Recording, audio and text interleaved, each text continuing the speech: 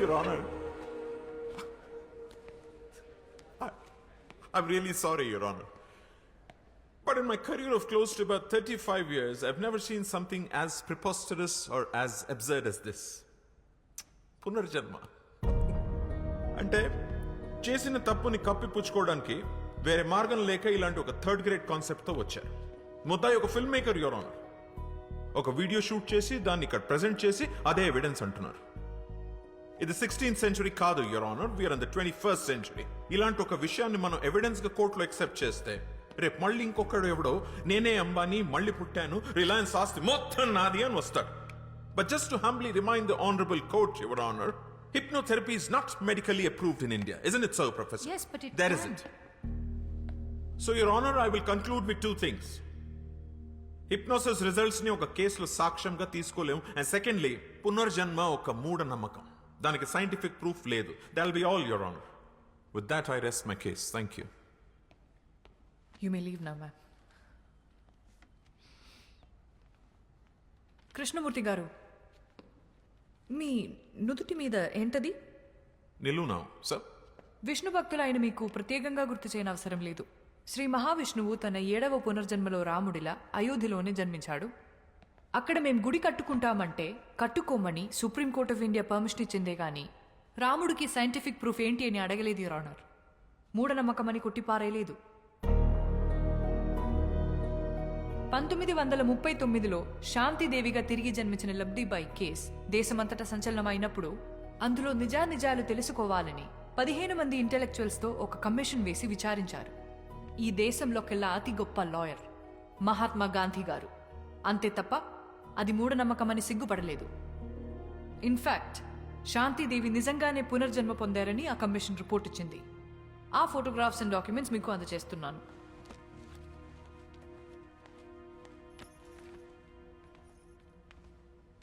ఈ కేసుకి కూడా సైంటిఫిక్ ప్రూఫ్ లేదు, your honour.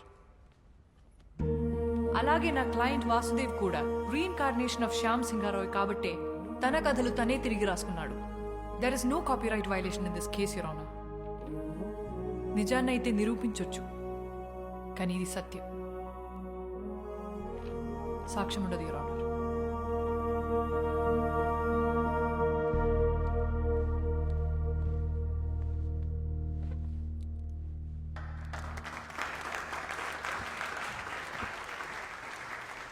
The final judgment is adjourned for tomorrow.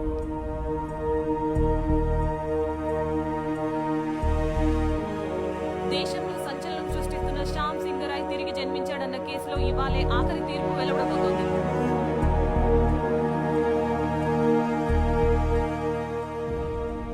Lawyers ఇద్దరి వాదన విన్న తర్వాత సరైన లాజికల్ అండ్ సైంటిఫిక్ ఎవిడెన్స్ లేని కారణంగా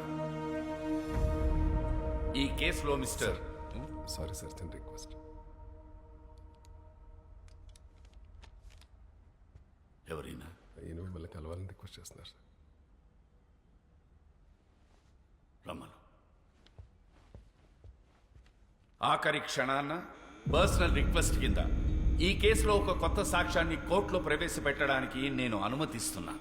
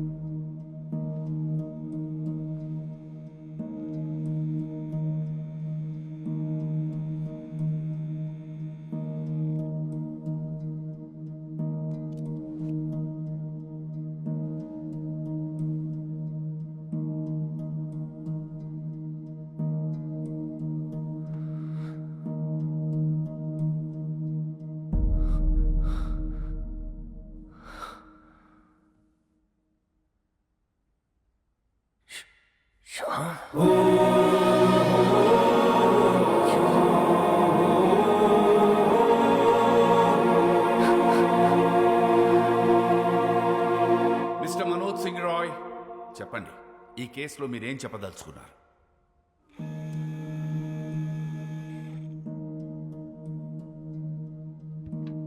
వాసుదేవే శ్యామ్ సింగరాయ్ నా తమ్ముడు శ్యామ్ బాబు తిరిగి వాసుగా జన్మించాడని నేను నమ్ముతున్నాను, పూర్తిగా నమ్ముతున్నాను.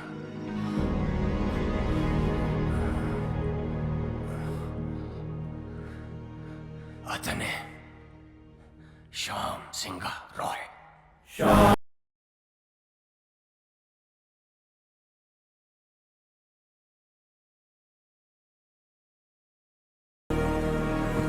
Silence in the court, please. Please, thank you. Pardon me, Your Honor. Mr. Roy, వాసుదేవే Shyam Singha Roy అని 45 years బ్యాక్ మీ తమ్ముడు చనిపోయాడే వాడు ఇప్పుడు మళ్ళీ తిరిగి పుట్టాడని 85 years ఉన్న మీరు చెప్తున్నారు, మీరు నమ్ముతున్నారు. ఫైన్. కానీ ఇదే విషయం నేను, జడ్జ్ గారు, కోర్టు, ఈ పబ్లిక్ వీళ్ళందరూ ఎందుకు నమ్మాలి? Can you give me one good reason why? Vasu Shyam Singha Roy stories copy కొట్టలేదనడానికి మీ దగ్గర ఎవిడెన్స్ ఏదైనా ఉందా? శ్యామ్ సింగరాయ్ వాసుదేవ్గా మళ్ళీ తిరిగి పుట్టాడనడానికి మీ దగ్గర సాలిడ్ ప్రూఫ్ ఏదైనా ఉందా? I'm asking you mister Roy, please tell me. The court wants to know. ఉంది, ప్రూఫ్ ఉంది.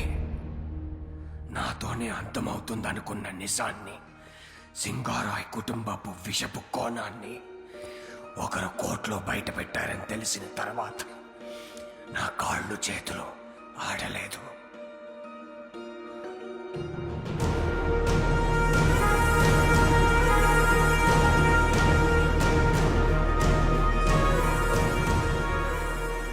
పబ్లిష్ అయిన పుస్తకాలని, అందులో కథలను ఎవరైనా కాపీ కొట్టగలరు.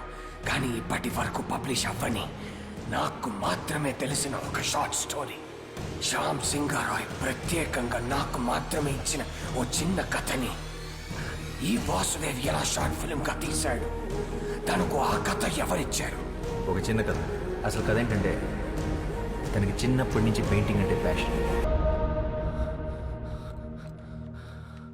శ్యామ్ తన స్వదస్తురితో నాకు మాత్రమే ఇచ్చిన ఈ కథ.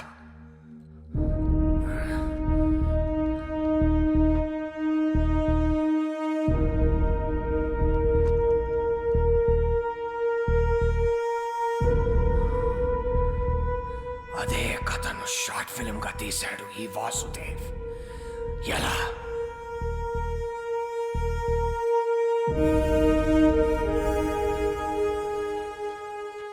As chairman of SR publishers నేను ఈ కేసుని విత్డ్రా చేసుకుంటున్నాను. ఎందుకంటే ఈ 3 కథలే కాదు, ఈ కంపెనీకే తను ఓనర్. పిటిషనర్సే ఈ కేసు విత్డ్రా చేసుకున్నందుకు ఈ కేసు ఇంతటితో క్లోజ్ చేయబడింది.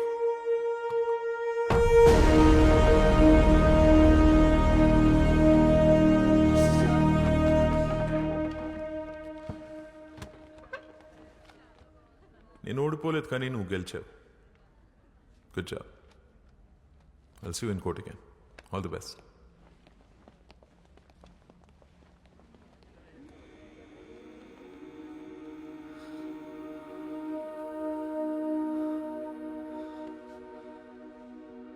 మన్ను,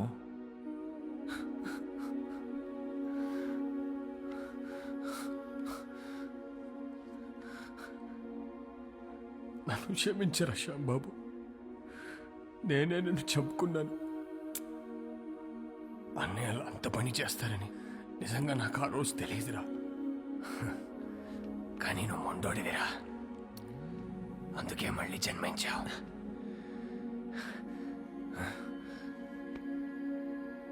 నీ కథలే నిన్ను గుర్తుపట్టాయి, నీ కథలే నిన్ను కాపాడుకున్నాయి. ఈ ఆస్తి, ఈ కంపెనీ అంతా నీదేరా, తీసేసుకో. ఏం చేసుకోవాలరా దాంతో? జీవితాంతం తోడుంటానని మాటిచ్చి పెళ్లి చేసుకున్నాను రోజీని. మధ్యలోనే వదిలేసి వెళ్ళిపోయారు. ఆఖరి క్షణం వరకు ఎదురు చూస్తుంటుంది నేను తిరిగి వస్తానని.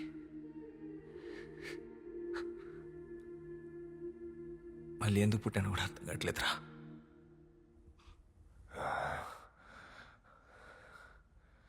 రోసి రోసి బ్రతికే ఉందిరా. నీకోసం ఎదురు చూస్తూ ఉంది. అంటే ఇప్పుడు రోజు బ్రతికే ఉంది. మా మామయ్య వాళ్ళ ఊర్లో దాచుంచాను. అన్నేళ్ళు చనిపోయాక మాతో పాటు వచ్చేయమని చెప్పాను, కానీ తను రానంది.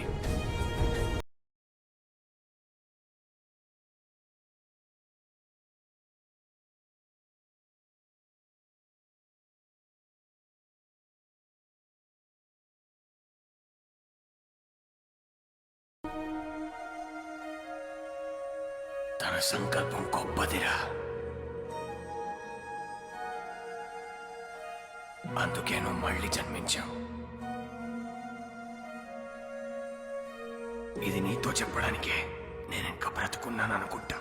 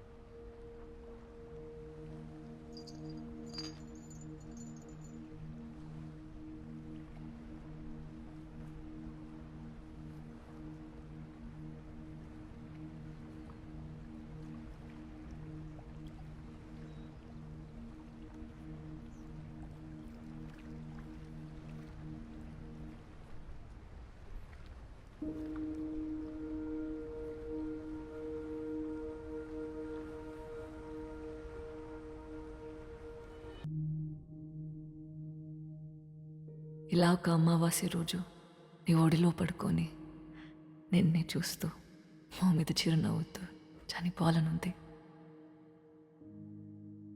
అదే నా ఆఖరి కోరిక.